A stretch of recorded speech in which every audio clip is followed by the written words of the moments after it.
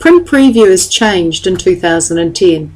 Now to go to Print Preview, I could use the Print Preview button that I added to my Quick Access toolbar, and I did that by going to the Customize Quick Access toolbar and enabling this particular command here.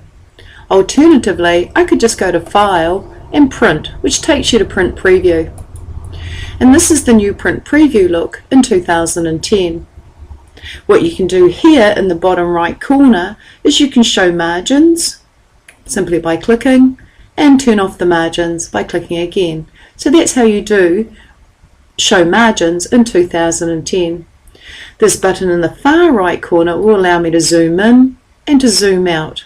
Unfortunately, we can't click and zoom in and zoom out like we could in 2003, and I do miss that, but what can you do?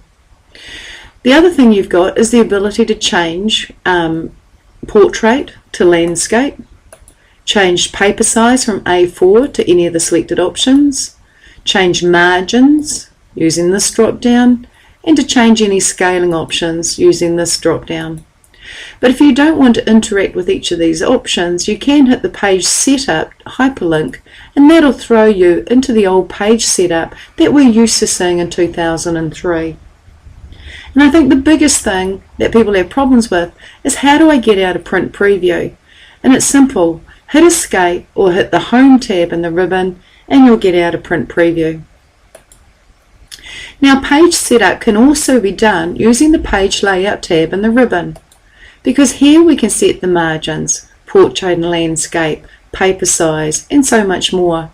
And what's important to recognise is Page Setup also has a dialog box launcher, and the Page Setup dialog box launcher is the traditional 2003 page setup.